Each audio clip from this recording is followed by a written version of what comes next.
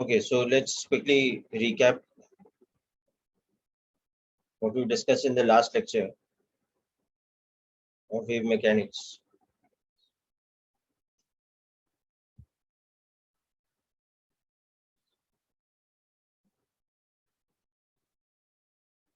So we discussed about interference of waves and the phasor diagram method for calculation of the net amplitude.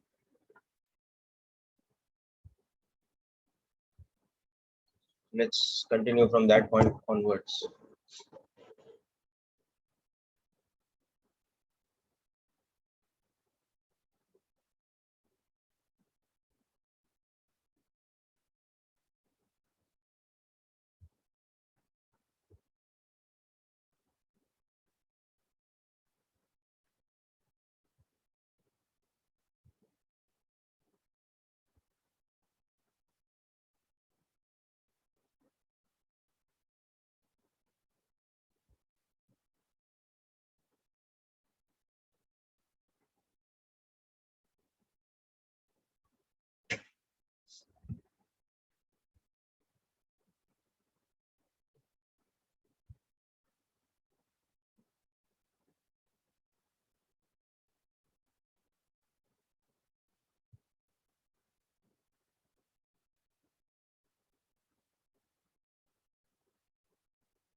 So then we are discussing about superposition of waves.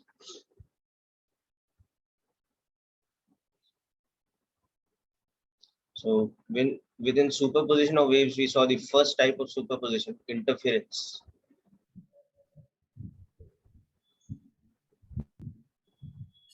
This happens when there is superposition of waves in the same direction of same frequency.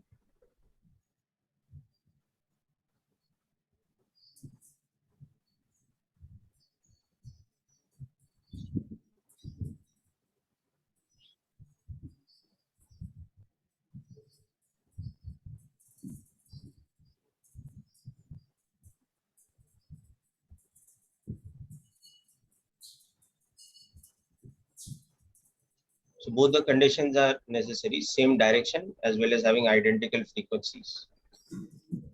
So we saw that if we have a combination of two waves,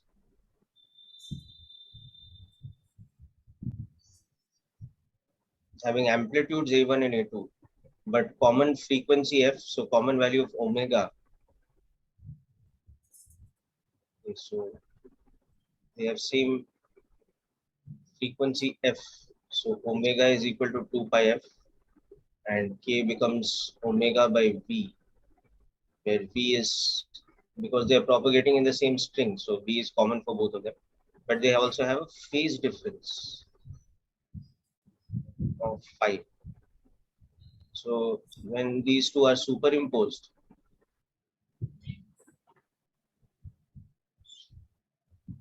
the resultant equation that we get is there is some resultant net amplitude and same frequency and wavelength and some resultant phase. So then we saw that this net amplitude can be represented by a phasor diagram wherein we represent the individual amplitudes as two arrows, but with a phase difference phi.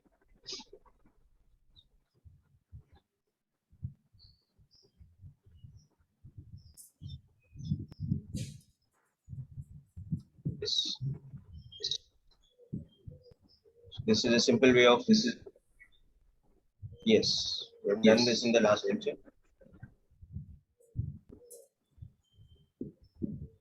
Now we'll see certain special cases of this today before we move on to the next thing in superposition, which is standing waves.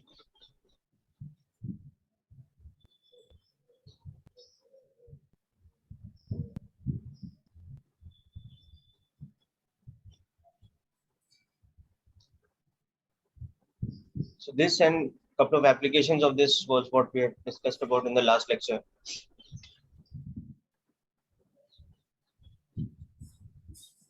Now we will see two important special cases of interference. if cos phi is equal to plus 1, then the net amplitude becomes A1 plus A2. This is the maximum possible net amplitude.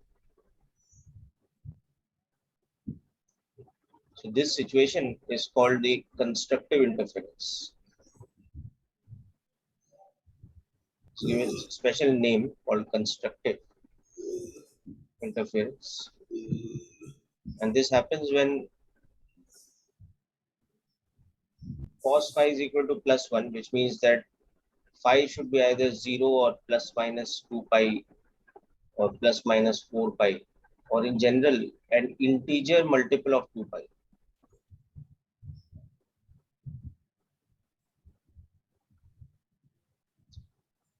Just make a quick note of the definition of constructive interference.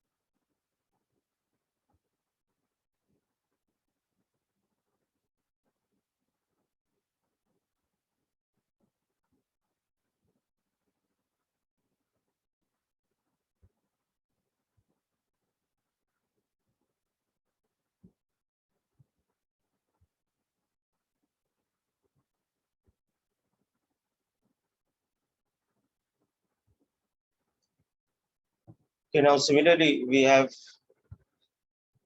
the situation where if cos phi becomes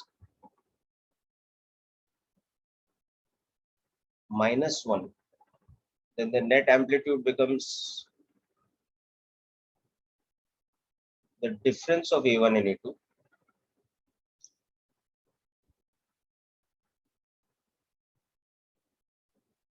And this is the minimum possible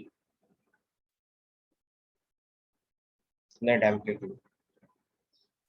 So this situation is called destructive interference.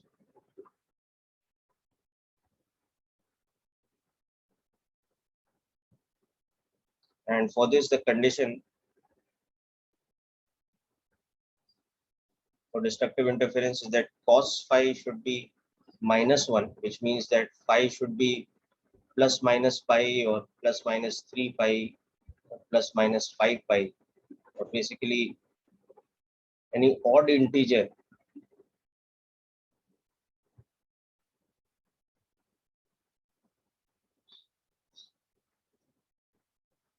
multiple of pi.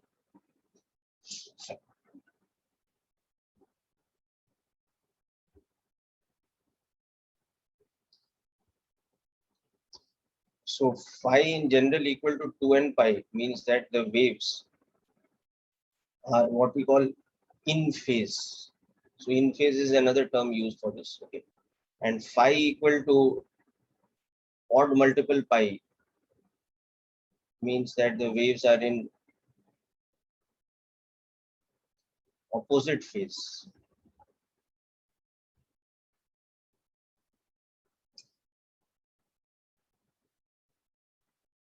And in general, for all phi, the net amplitude ranges between A1 plus A2 and the difference of A1.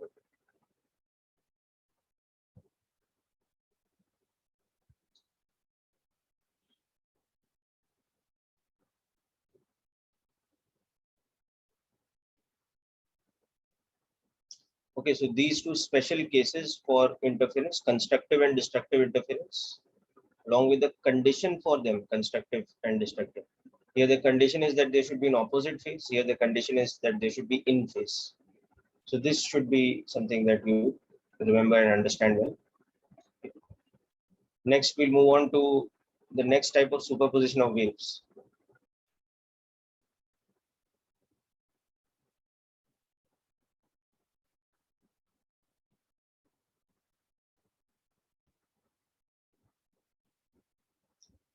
Creation of standing waves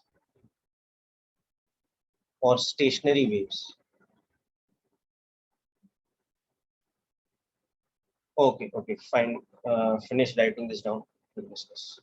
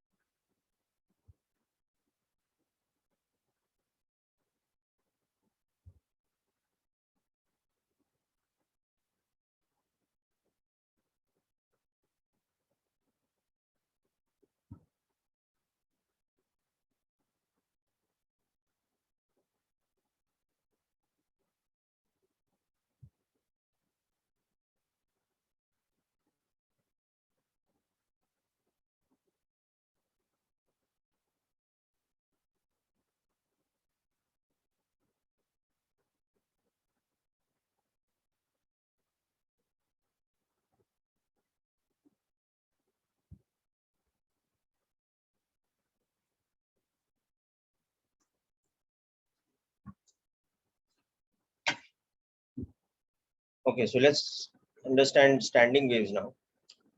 So we will understand in a moment why the name given to it is standing waves or stationary waves. Because this type of superposition creates a wave pattern that does not travel. So this is created when there is superposition of waves of identical frequencies and amplitude traveling in opposite direction.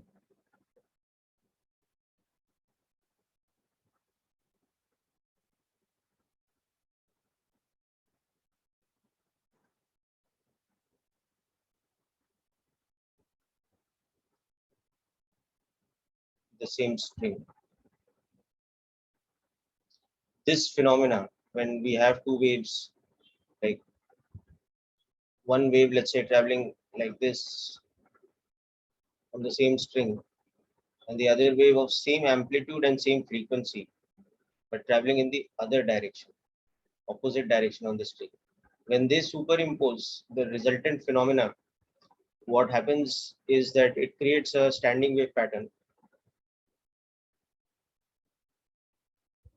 No, interference beta is different. Okay, understood now? Interference is when they are traveling in the same direction and are of same frequency. Need not even be of same amplitude, but same frequency in same direction. And here the condition is that they are traveling in opposite direction and of same frequency and amplitude. So we have to understand mathematically what happens when they superimpose. Okay, so suppose y1 is given by the equation E sine omega t minus kx. Okay. So now the other wave which is superposing with it, it should have the same amplitude, but it should be traveling in the opposite direction. And in general, it can have any phase constant compared to the first one. Okay. So you can see they are in opposite directions.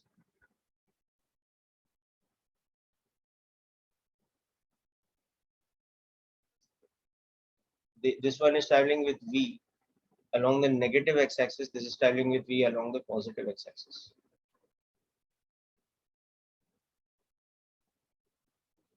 Same frequency and amplitude.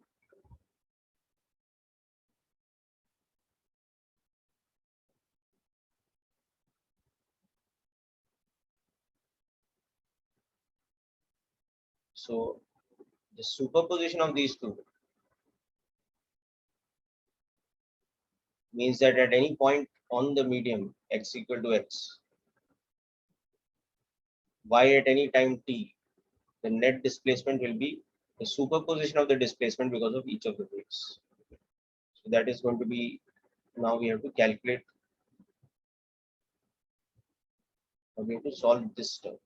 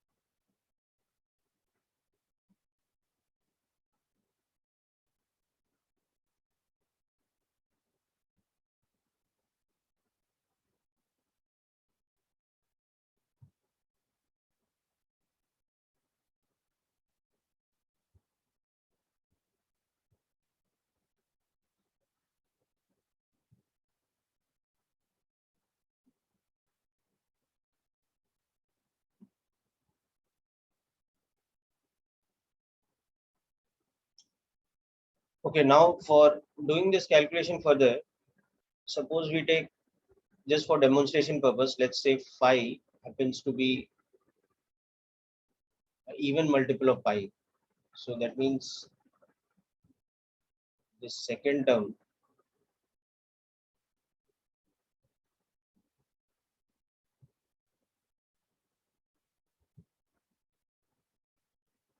can be written as equivalent to sine omega t plus kx.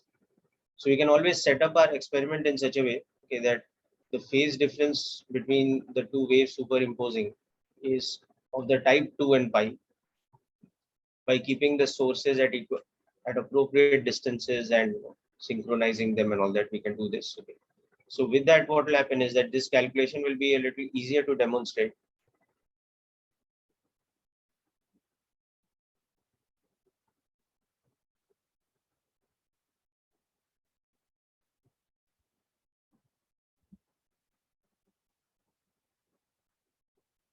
Later, I'll show you the general case also where phi need not be 2 and pi.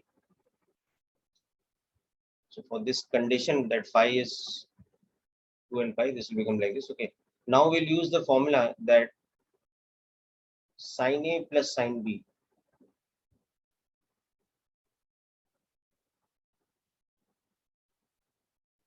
is a trigonometry formula which you may or may not be aware of. So I'm just putting it here.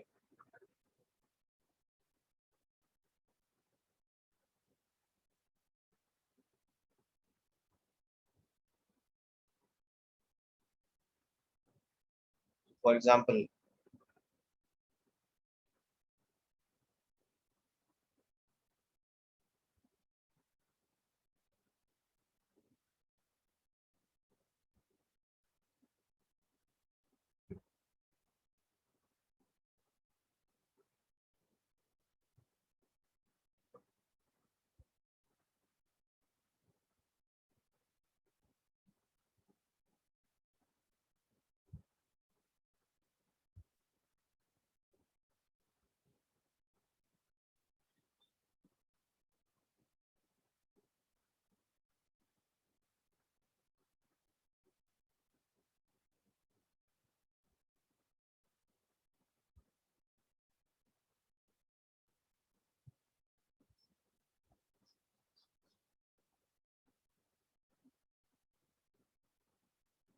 let's take another example. Be easier to show. Sine 60 plus sine 30. Suppose we are doing this. So this we know is root 3 by 2 plus half. But this can also be expressed as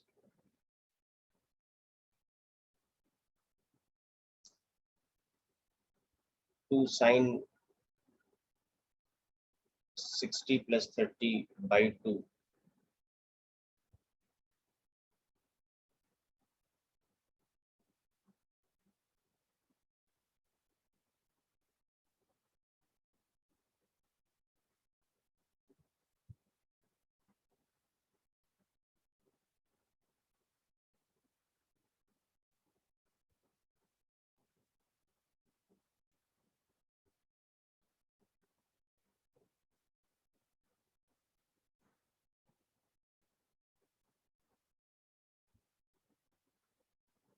Now cos 15, we can always calculate like this.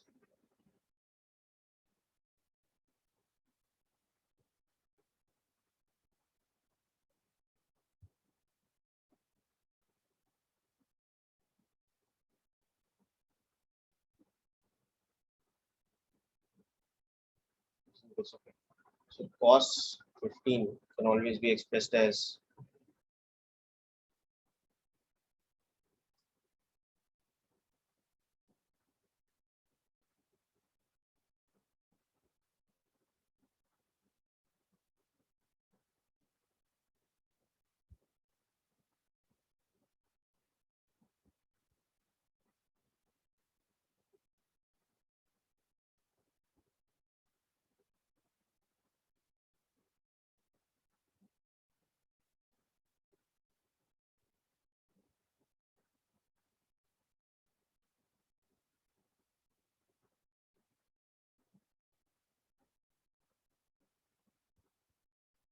further, this can be demonstrated with a bit more calculation.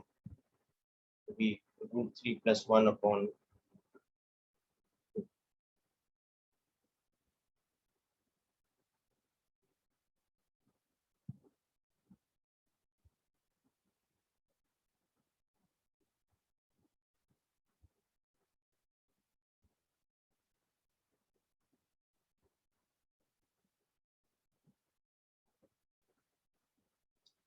So I'm not getting into the full conversion of this with the calculation and all. Okay. That's a mathematical thing, but just if you remember this formula is enough over here. So we will apply this formula here. So this will become that y is equal to sin A plus sin B will become 2 sin A plus B by 2, which will become sin omega t cos A minus B by 2, which will become cos of minus kx. Now we know that cos of minus theta is cos theta only. So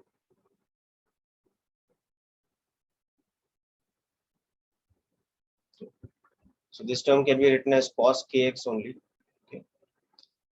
So finally, we can write this like this.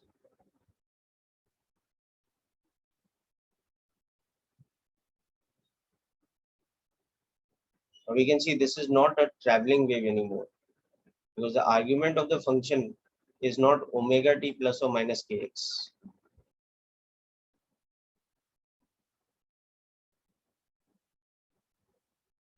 Yeah, I'll give you time to note this down. But as I said, that numerical example was just for demonstrating the application of the formula.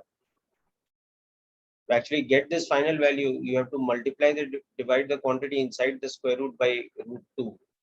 Or actually inside the square root, the quantity has to be multiplied divided by 2.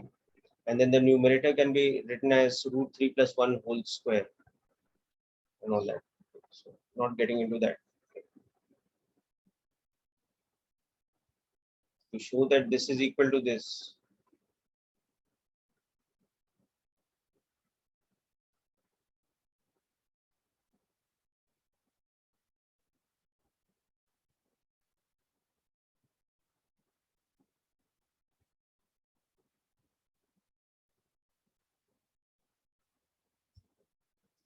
or this can be written as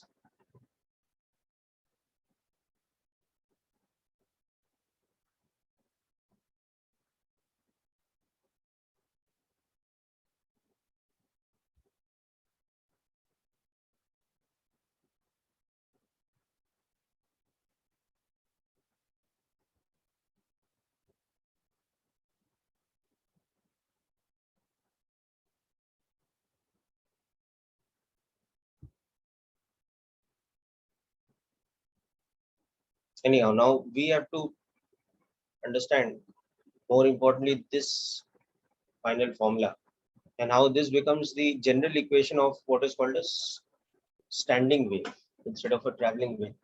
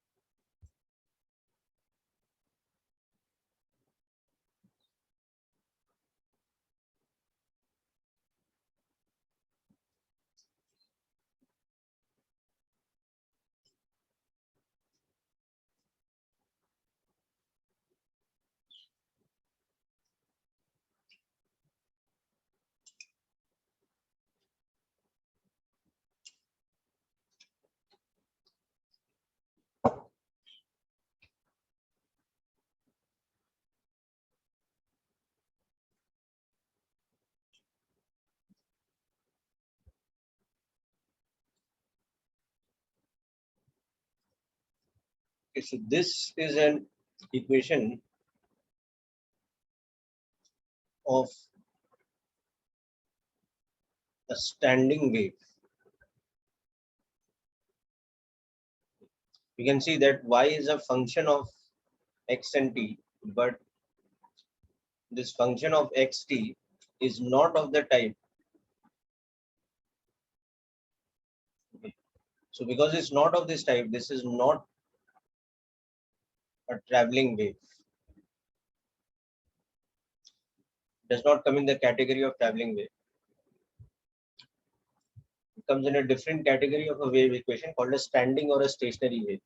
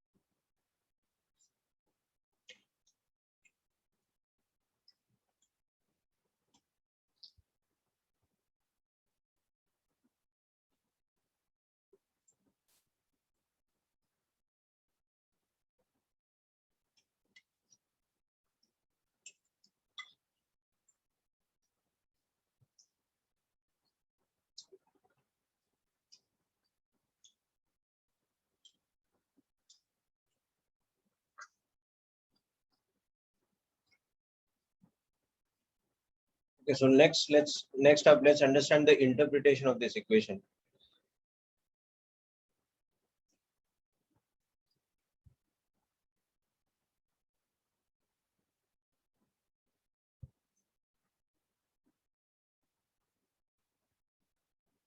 We saw that the superposition of these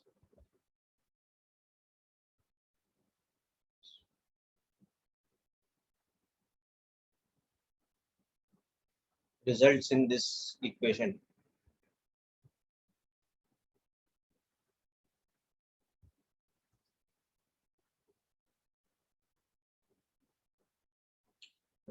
So how do we interpret this?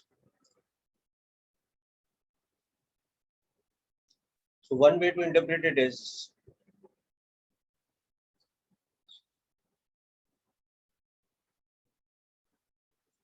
you can see that this term, this is an oscillation,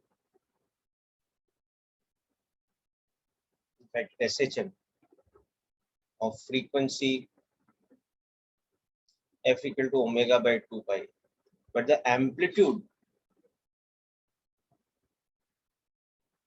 is this whole term. The amplitude is equal to the magnitude of 2a cos kx. So this becomes a position dependent amplitude.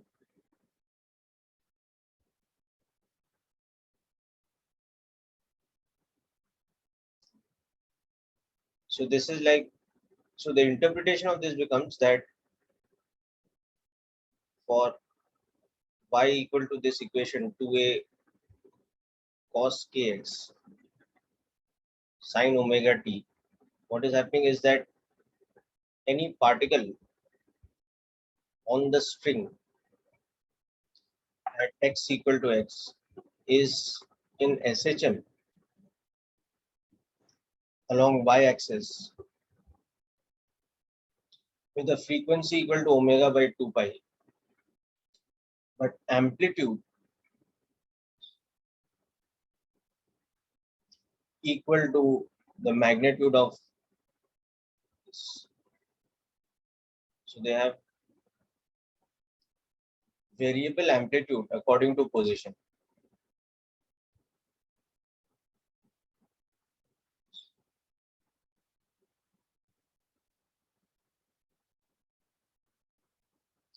Or what we can say is a position dependent amplitude.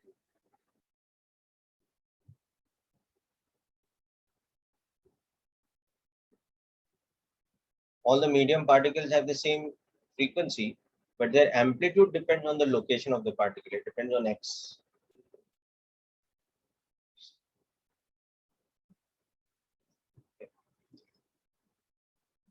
So just make a note of this point, and then we'll look at these snapshot pictures at various different times, and we'll understand more about this.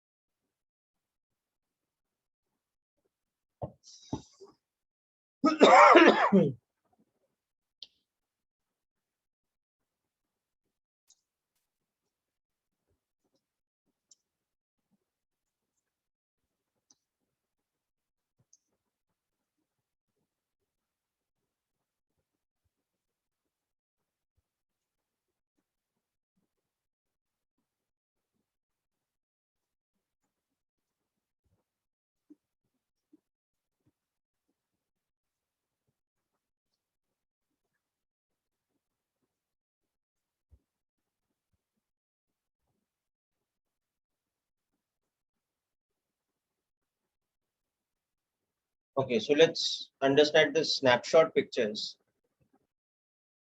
at various different times.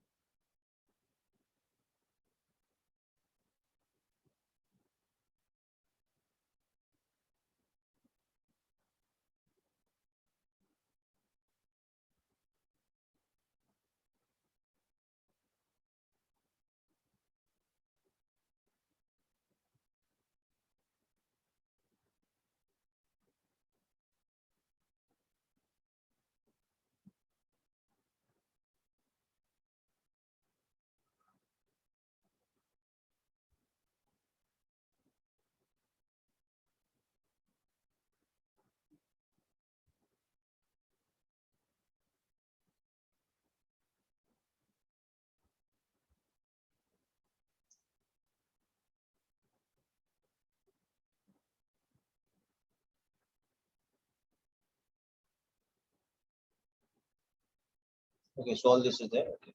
So now let us look at from this the value of y at t equal to 0.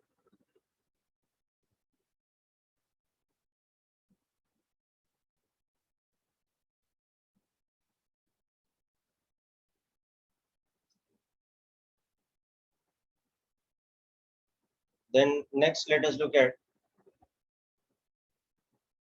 y equal to t at, let's say,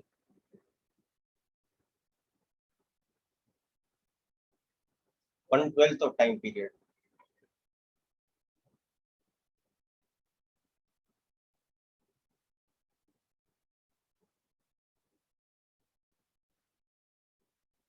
So let's understand this term. So omega t by 12 is 2 pi by t. So that's pi by 6. So sine of omega t by 12 becomes sine pi by 6, which is half.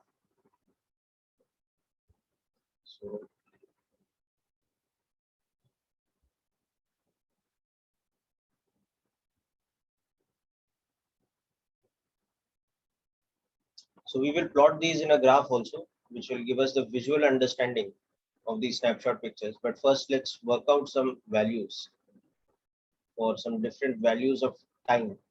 I mean, let's work out the equations for some different values of time.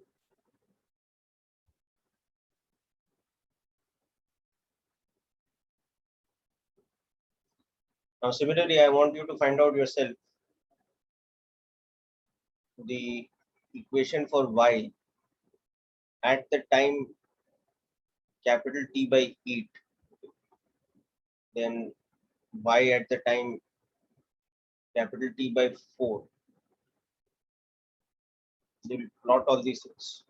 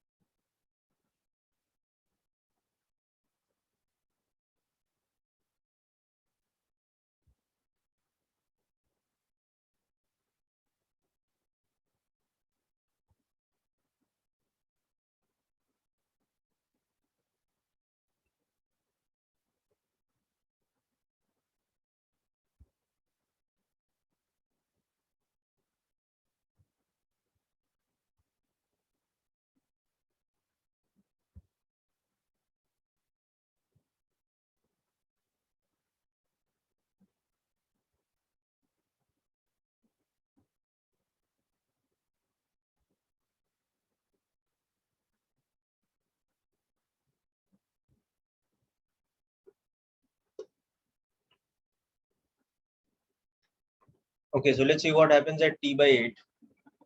At t by 8, the value of omega t becomes pi by 4. Okay, so this becomes,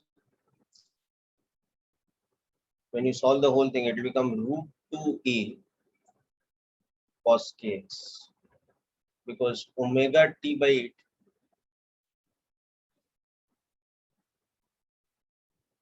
is pi by 4 and sine pi by 4, as you know, is 1 by root 2. Whereas this will become 2a cos kx, because omega t by 4 likewise will become pi by 2. So sine 1. Yes, very good, Varun. That's correct. Okay. Now, similarly, if I just demonstrate a couple of more. So t equal to, suppose I take 3t by 8. So omega into 3t by 8 will actually give you 3 pi by 4. So sine of this will again give you 1 by root 2. And now like this, if I take t by 2,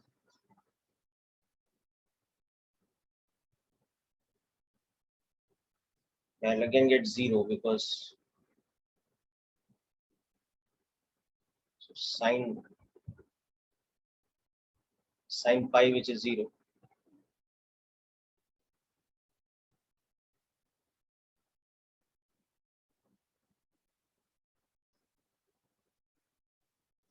This will give us minus root 2.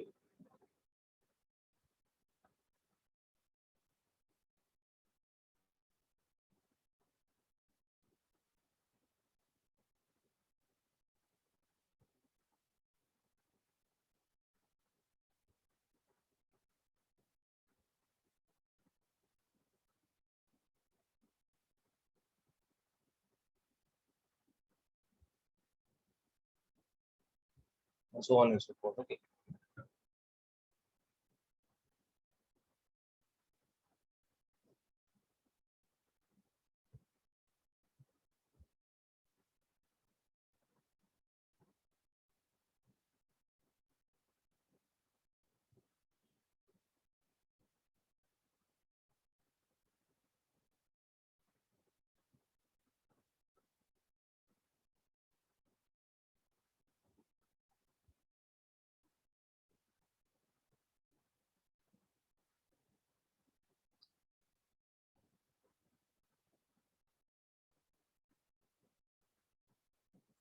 Okay, good.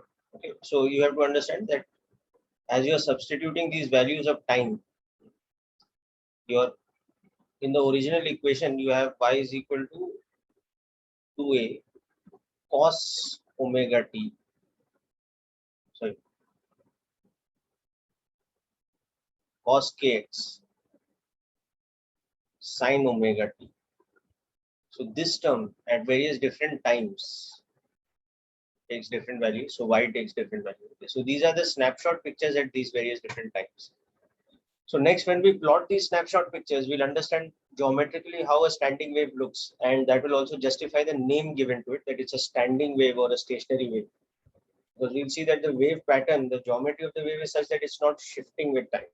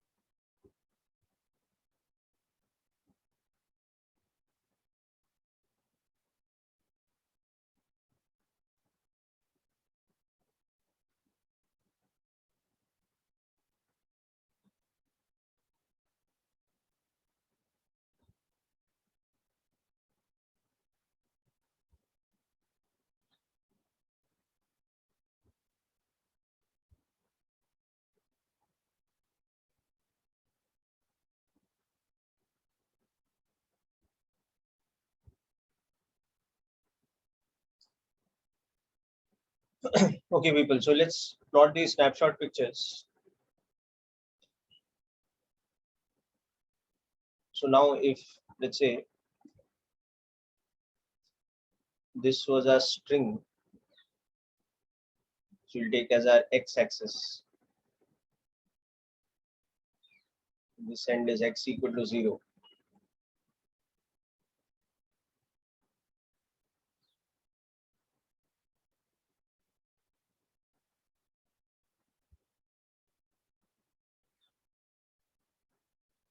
This is a y-axis.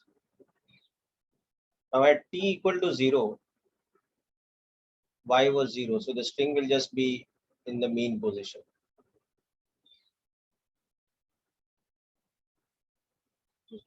But for example,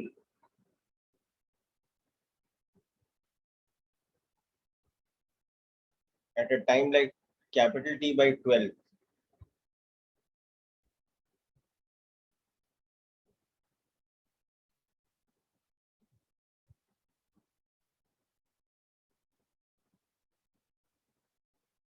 this is at y at T by 12.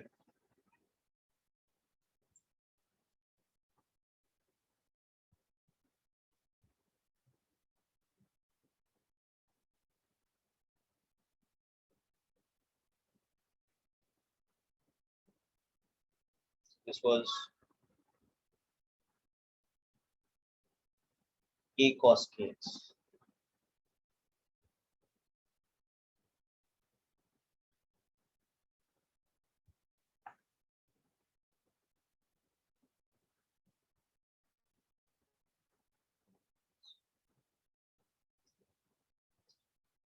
Now next, if you plot it at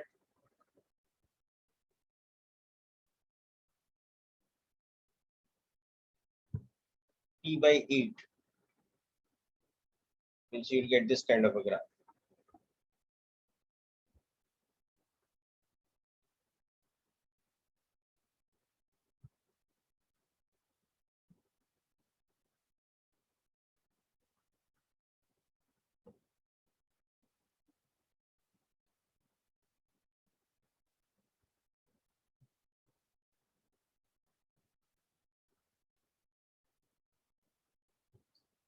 And next, if you plot the same thing at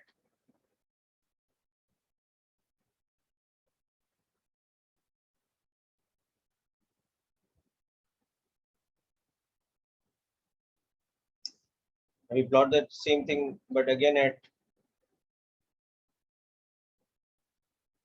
T by 4 or 5 T by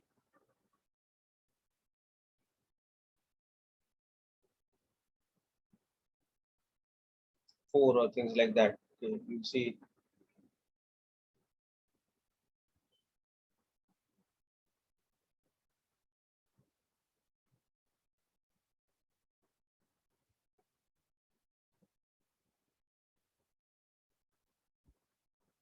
this kind of a shape.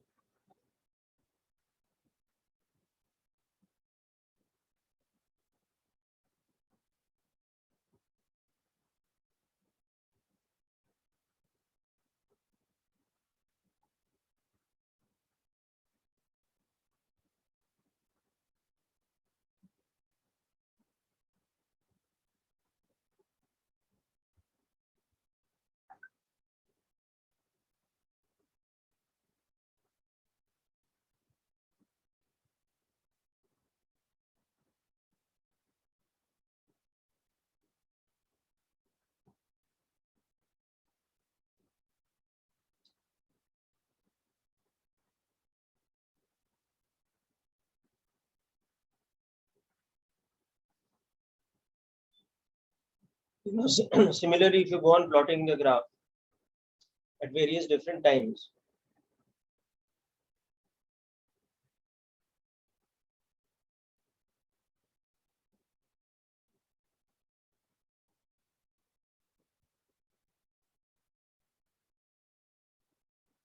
you'll see that it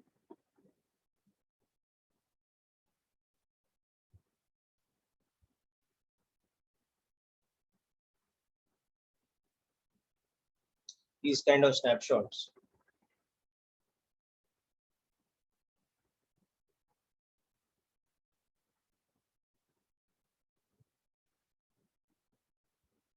You can see it's a stationary wave pattern, it's not traveling.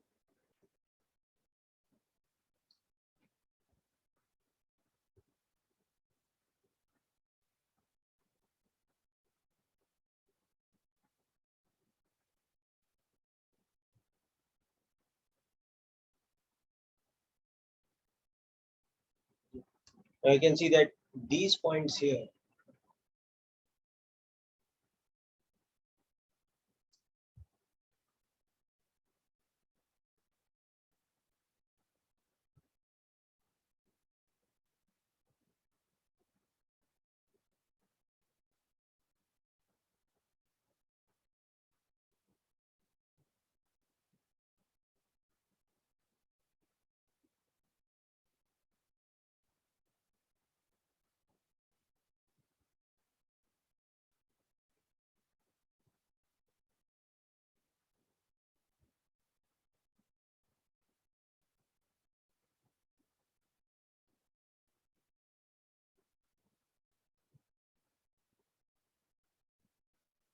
these are the position of the so-called nodes,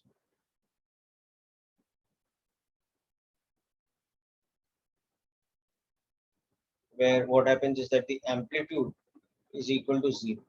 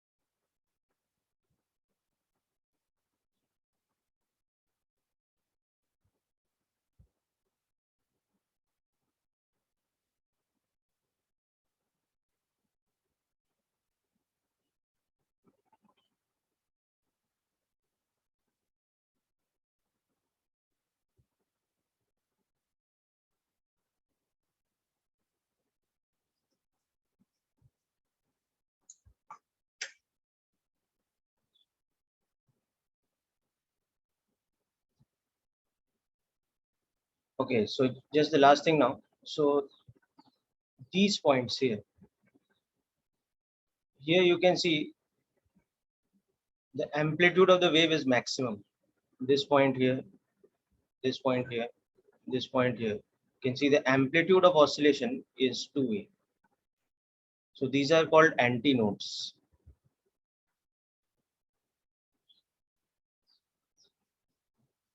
They are points with maximum amplitude.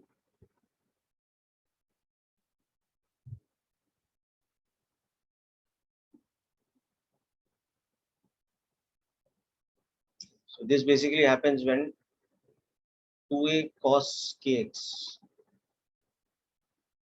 is equal to 2A. So cos kx is equal to plus or minus 1. So correspondingly kx is equal to 0, pi, 2 pi, 3 pi, etc. So x is equal to 0, lambda by 2, lambda by lambda, okay, then 3 lambda by 2. And in general, n lambda by 2. So these are the position of the so-called antinodes, and these are the position of the nodes.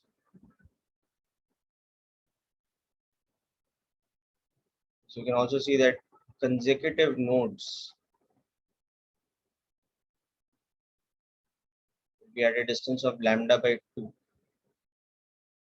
So these are all very important facts to understand and remember about standing waves. And these are the distance between corresponding nodes. Nodes are the position at which the amplitude is 0.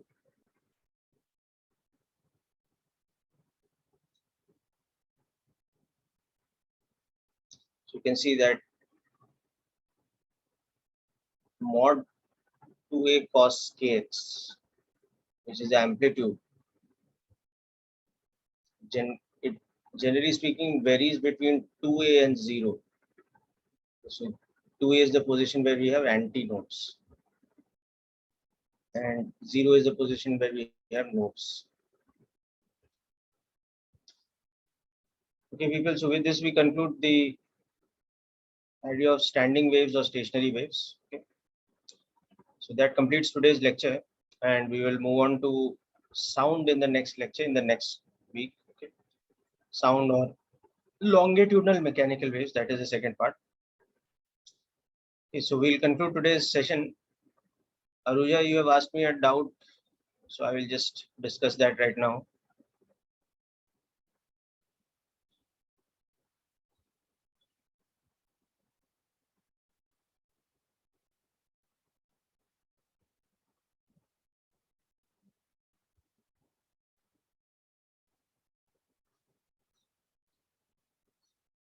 So have you sent it to me on WhatsApp, Peter?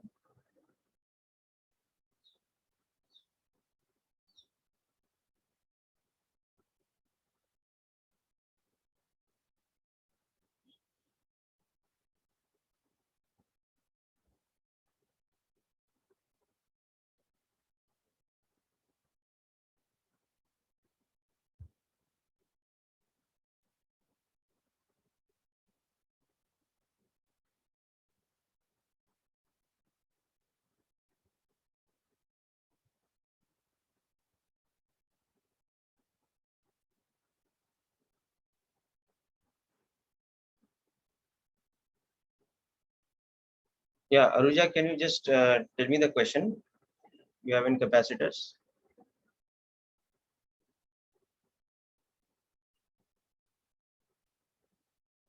Sir, I have sent you on WhatsApp. You sent me on WhatsApp. Have you sent just now? Yeah. Question number 10 and 11. Yeah, I got your message.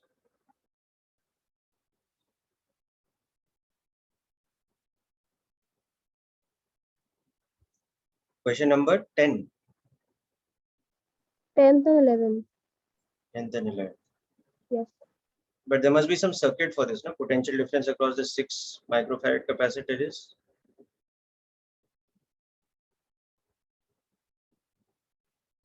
This is a part of a paragraph question, or? No, sir. It's not a part of a paragraph. It's a separate question. Okay, but is there some circuit diagram for this? Because No, sir. Nothing is given. so then the question doesn't make sense. Now the diagram must be missing, beta. What must have happened in this question is there must be some combination of capacitors in a circuit, Okay. and one of them is of 6 microfarads. So you have to find the potential difference across it. You understanding? Yes, Where sir. is There's this? a diagram given, sir. There's a Ah, diagram given. yeah. One Just second, sir. send me the One diagram. second.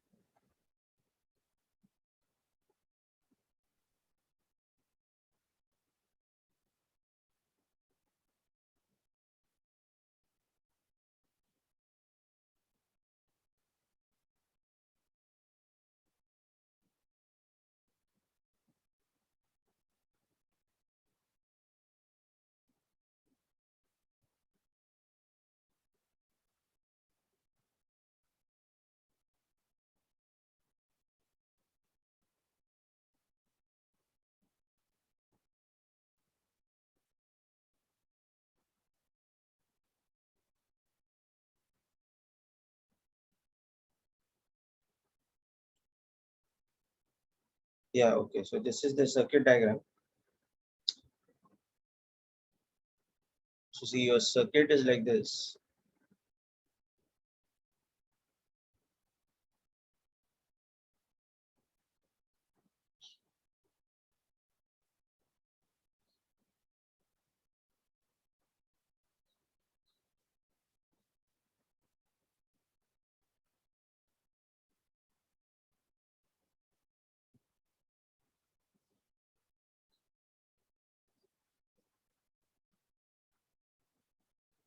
So we have connected a 10-volt battery, and then we have 5 microfarad capacitor, 10 microfarad capacitor,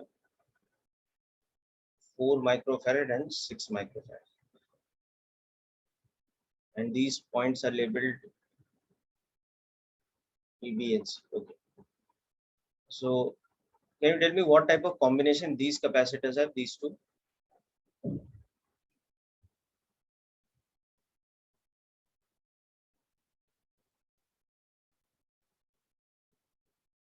Yes, Aruja. So parallel. Yeah.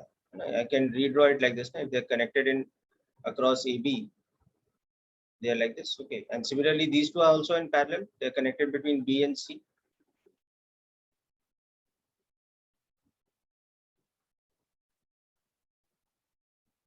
Right. So now can you tell me what is the equivalent capacitance of this whole network between A and C?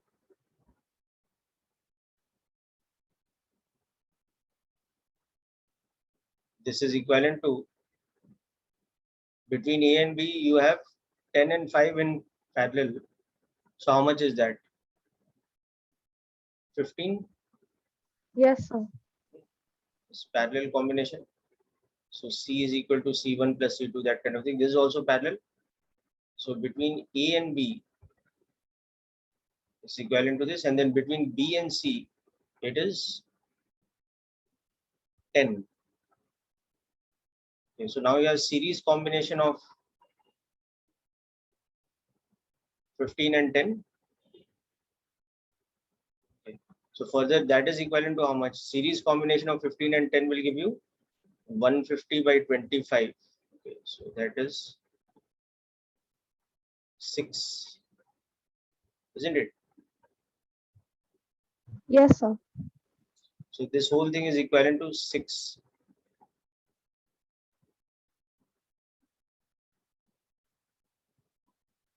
So across an EMF of 10 volts, we have connected a network which has equivalent capacitance equal to 6 microfarad.